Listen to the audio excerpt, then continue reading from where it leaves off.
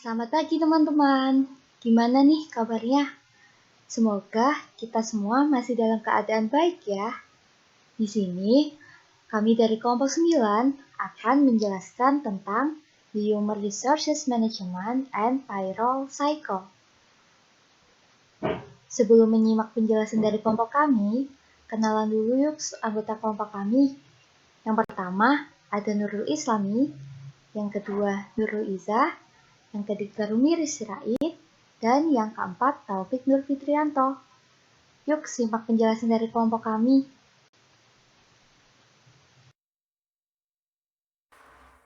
Siklus sumber daya manusia ataupun yang kita singkat dengan MSDM adalah sebuah serangkaian aktivitas bisnis dan operasi pengolahan data terkait terus-menerus yang berhubungan dengan mengelola kemampuan pegawai secara efektif. Singkatnya begini, apabila kita membahas MSDM berarti kita sedang membahas bagaimana kita mengelola kemampuan pegawai yang akan kita butuhkan dalam sebuah organisasi ataupun sebuah perusahaan.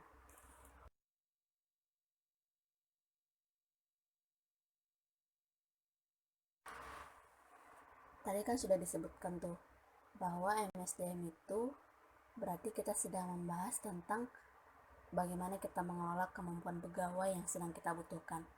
Nah, di sini ada beberapa tugas penting terkait MSDM. Yang pertama, merekrut dan mempekerjakan pegawai.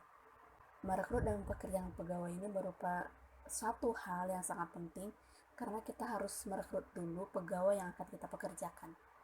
Kedua adalah pelatihan. Setelah kita merekrut, tentu kita akan memberikan pelatihan kepada seorang pegawai agar kita bisa memanfaatkan kemampuannya dalam sebuah organisasi. Yang ketiga, penugasan pekerjaan. Setelah beberapa bulan ataupun beberapa hari di pelatihan, maka kita akan memberikan penugasan pekerjaan kepada si pegawai baru tadi untuk menilai apakah dia benar-benar sudah bisa dalam bekerja di sebuah organisasi. Yang keempat, memberikan kompensasi ataupun penggajian. Hal ini sangat penting untuk sebuah reward kepada pegawai baru karena pegawai baru itu kalau sudah bekerja tentu kita juga bakalan ngasih sebuah gaji ataupun upah yang biasa kita sebut penghargaan ataupun gaji lah ya. Nah, hal ini sangat penting karena dia sudah bekerja di organisasi, tentu kita juga bakalan memberikan imbalan juga gitu. Yang kelima adalah evaluasi kinerja. Evaluasi kinerja ini juga merupakan sangat penting dalam MSDM karena setelah kita memberikan pelatihan, penugasan, dan kompensasi terhadap si pegawai, tentu kita memberikan evaluasi juga untuk perbaikan kesalahan yang terjadi sebelumnya ataupun untuk meningkatkan efisiensi dalam sebuah organisasi ataupun untuk memperbaiki view dari sebuah organisasi tersebut. Yang keenam adalah kita akan menghentikan pekerja apabila memang pekerja itu tidak kompeten dalam bidangnya atau dalam kata kasarnya tidak layak dalam bidang tersebut gitu.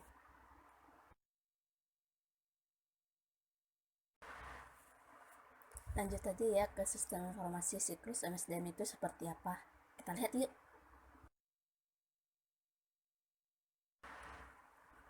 Yang pertama, tinjauan proses MSDM. Kan kita sudah jelasin tuh di atas, MSDM itu sebenarnya apa sih?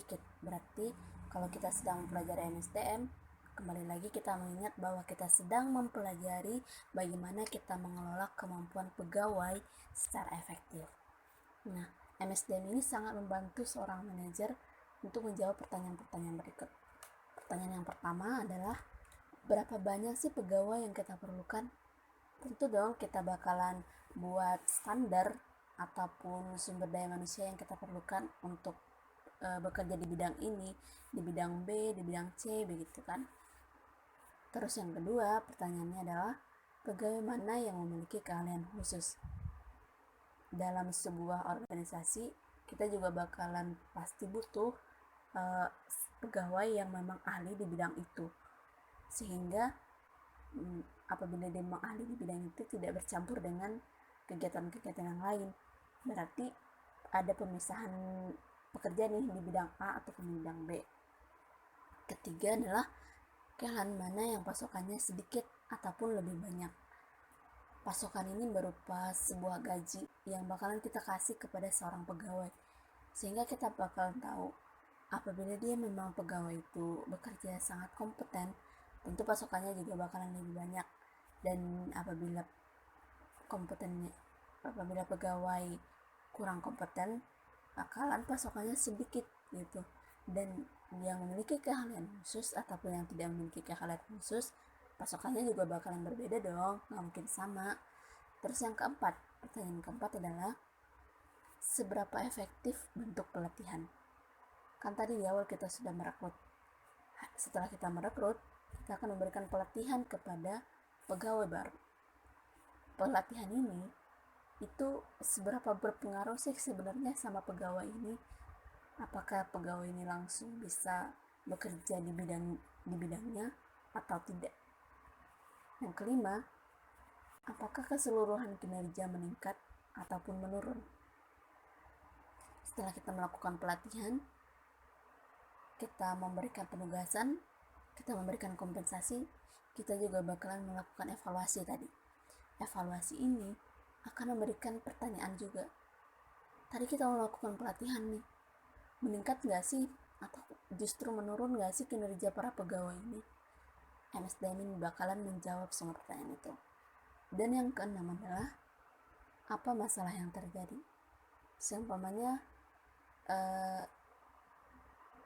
kita sudah seumpamanya kinerja tadi itu menurun, padahal kita udah melakukan pelatihan, kita udah melakukan penugasan, kita udah ngasih kompensasi, penggajian, tapi kok bisa kinerjanya menurun? Apa yang terjadi? Mungkin bisa di perputaran kinerjanya, keterlambatan pegawai, ataupun ketidakhadiran pegawai. Dalam siklus MSDM ini, pertanyaan-pertanyaan tersebut akan bisa dijawab.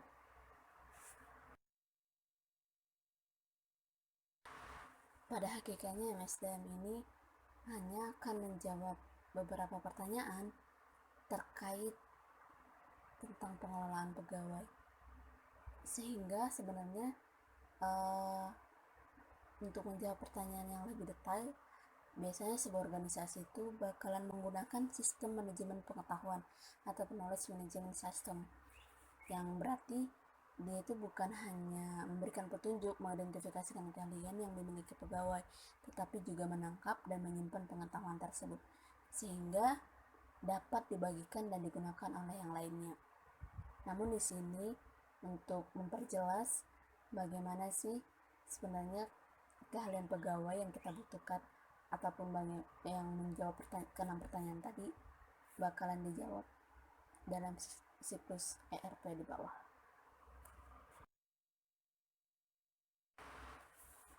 Kita lanjut ke pembahasan ancaman dan pengendalian.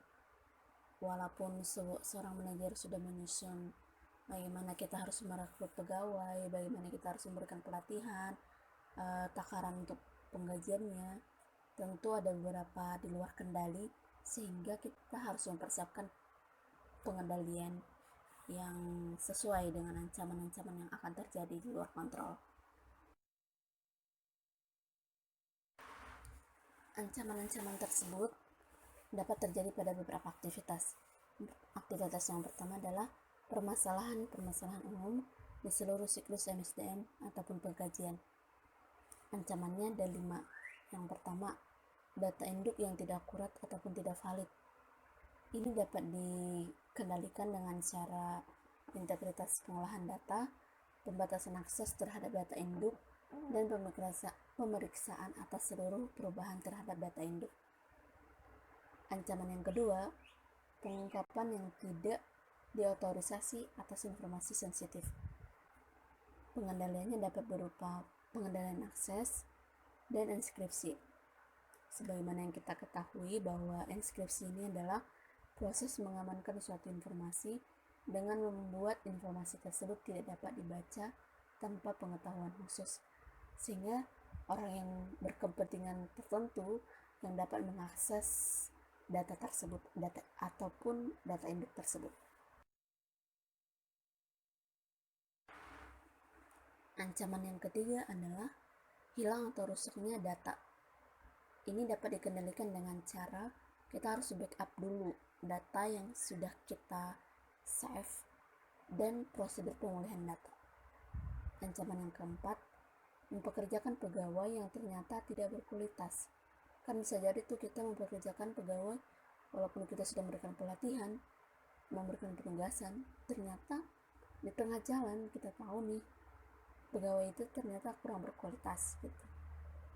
Sehingga pengendalian yang dapat kita lakukan adalah membuat prosedur kembali perekrutan yang baik dan melakukan pengecekan latar belakang, baik dia yang latar belakang kriminal ataupun yang terjadi di masa-masa lalu terkait untuk posisi terkait keuangannya gitu. Tadi prosedur perekrutan yang baik juga termasuk verifikasi surat kepercayaan pelamar, kemampuan, referensi, dan riwayat pekerjaan yang sudah pernah dijalani oleh seorang pegawai.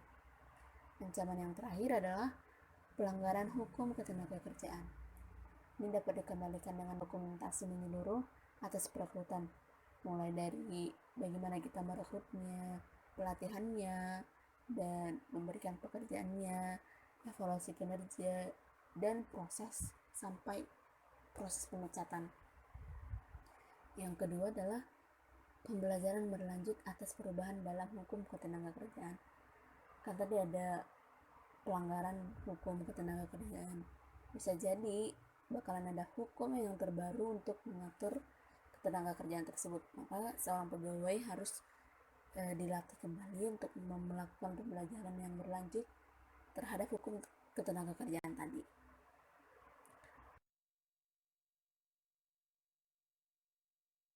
Selanjutnya, saya akan menjelaskan tentang aktivitas siklus penggajian.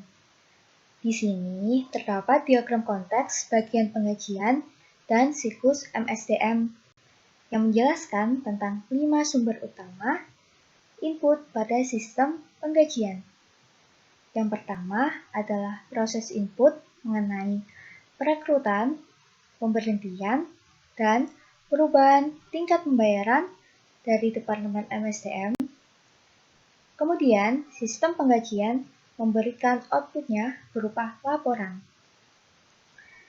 Yang kedua, karyawan memberikan informasi tentang berapa sih iuran pensiunnya mereka kehendaki. Yang kemudian, sistem penggajian memberikan output berupa cek gaji kepada karyawan. Tak lupa, sistem penggajian juga memberikan cek penggajiannya pada bank dengan tujuan agar bank dapat mentransfer dana dari rekening umum perusahaan ke rekening penggajian perusahaan. Badan pemerintah juga memberikan instruksi berupa tarif pajak yang kemudian sistem penggajian memberikan outputnya berupa laporan pajaknya. Begitu pula perusahaan asuransi dan perusahaan lainnya yang memberikan input berupa tarif dan instruksi. Kemudian sistem penggajian juga memberikan cek dan laporan sebagai outputnya. Hal serupa juga dilakukan oleh berbagai departemen yang memberikan data dan waktu kehadiran. Selanjutnya, sistem penggajian memberikan outputnya berupa laporan. Di sini terdapat DFD level 0 untuk siklus penggajian. Di dalam DFD ini terdapat beberapa aktivitas. Nah, aktivitas yang pertama dalam siklus MSDM yaitu memperbarui database induk penggajian yang memperbarui perubahan secara berkala, seperti perubahan yang berasal dari Departemen MSDM tentang perubahan perekrutan, pada Departemen Pemerintah tentang perubahan tarif, perusahaan asuransi tentang tarif dan perubahan-perubahan lainnya, yang kemudian disimpan pada dokumen tarif pajak dan potongan, data induk penggajian, dan buku besar umum. Aktivitas kedua dalam siklus penggajian adalah memvalidasi data waktu dan kehadiran, yaitu memvalidasi setiap data waktu dan kehadiran pegawai dengan menggunakan kartu waktu dan kartu jam kerja. Data kartu waktu sendiri digunakan untuk mencatat waktu kedatangan pegawai setiap harinya. Nah, data waktu dan kehadiran yang sudah tervalidasi tersebut akan dikirimkan ke aktivitas selanjutnya, yaitu menyiapkan penggajian. Untuk penjelasan aktivitas-aktivitas selanjutnya akan dijelaskan pada slide-slide berikutnya.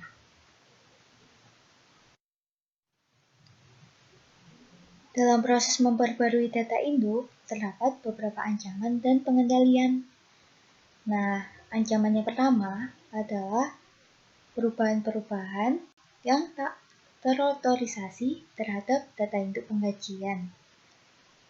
Ancaman yang kedua adalah pembaruan yang tidak akurat atas data induk penggajian yang akan menyebabkan peningkatan pembayaran kepada pegawai yang tidak seharusnya. Untuk mengatasi ancaman-ancaman tersebut, terdapat beberapa pengendalian. Pengendalian yang pertama adalah pemisahan tugas.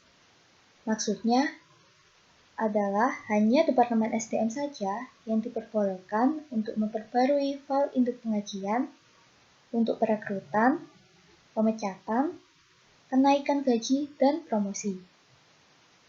Pemisahan ini juga mencegah seseorang yang memiliki akses terhadap cek gaji untuk mengubah tingkat bayaran dan kemudian mengambil cek-cek palsu tersebut. Yang kedua adalah pembatasan akses. Nah, dalam proses memvalidasi data waktu dan kehadiran juga terdapat ancaman dan pengendalian. Ancaman yang utama yaitu data waktu dan kehadiran yang tidak akurat. Hal ini akan menyebabkan biaya tenaga kerja yang meningkat dan laporan biaya tenaga kerja yang keliru. Selain itu, jika cek gaji karyawan salah atau hilang, hal ini juga akan mengakibatkan gaji tenaga kerja yang tak terbayarkan. Untuk mengendalikan ancaman tersebut, ada beberapa pengendalian. Yang pertama adalah otomatisasi data sumber untuk tangkapan data. Hal ini bisa dilakukan dengan pemanfaatan teknologi yang secara otomatis menyimpan data ke sistem penggajian. Pengendalian yang kedua adalah pemisahan tugas, dan yang ketiga adalah pengawasan.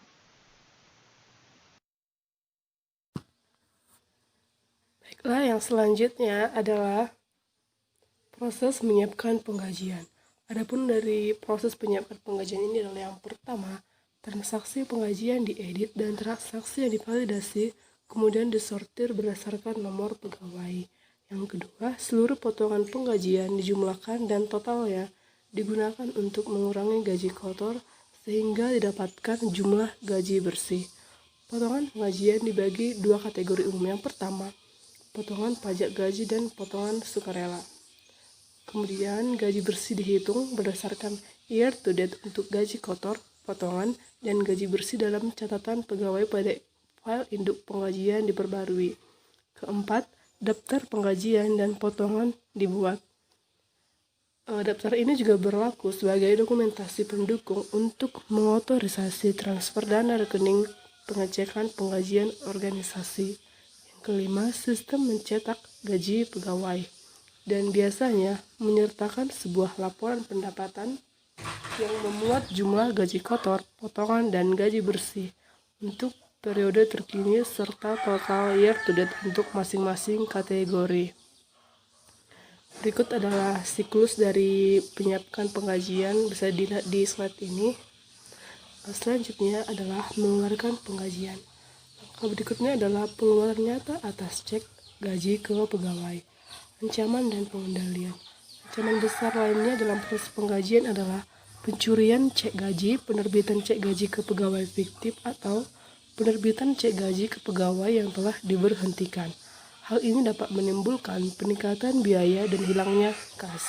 Adapun penerapan pengendalian yang dapat kita laksanakan yaitu yang pertama, Akses terhadap cek gaji kosong dan terhadap mesin tanda tangan cek harus dibatasi. Seluruh cek penggajian harus secara urut dinomori sebelumnya dan secara periodik diperhitungkan. Yang ketiga, kasir harus menandatangani seluruh cek penggajian hanya ketika didukung dengan dokumentasi yang layak. Sebagai pengendalian tambahan yaitu cek penggajian tidak boleh ditarik melalui rekening bank umum organisasi. Sebagai gantinya untuk tujuan pengendalian, sebuah rekening bank penggajian yang terpisah yang harus berikut ini adalah isi dan tujuan dari laporan MSDM atau penggajian yang biasanya dihasilkan. Jadi di sini tuh ada nama laporannya, isi beserta tujuan masing-masing dalam setiap laporannya. Selanjutnya adalah proses mengeluarkan penggajian. Jadi adapun prosesnya dari pengeluaran penggajian ini adalah yang pertama, setelah cek disiapkan, maka petugas penggajian akan memeriksa dan menyetujui daftar penggajian. Selanjutnya, setelah memeriksa daftar penggajian dan voucher pencairan, kasir kemudian menyiapkan dan menandatangani sebuah cek atau mengajukan sebuah transaksi elektronik funds transfer atau EFT yang mentransfer dana dari rekening bank penggajian perusahaan. Di sini ada dibuat setoran langsung. Jadi setoran langsung itu adalah salah satu cara untuk meningkatkan efisiensi dan mengurangi biaya pemrosesan penggajian.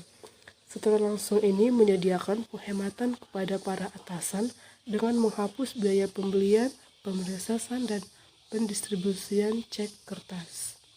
Selanjutnya adalah menghitung dan mengeluarkan pajak penghasilan yang dibayar pegawai serta potongan pegawai sukarela. Jadi ini tuh adalah aktivitas penggajian yang terakhir. Adapun ancaman dan pengendaliannya yaitu ancaman utama yang pertama dalam aktivitas ini adalah kegagalan untuk memenuhi pembayaran yang diperlukan, pembayaran yang tidak tepat waktu, atau kesalahan dalam pembayaran tersebut.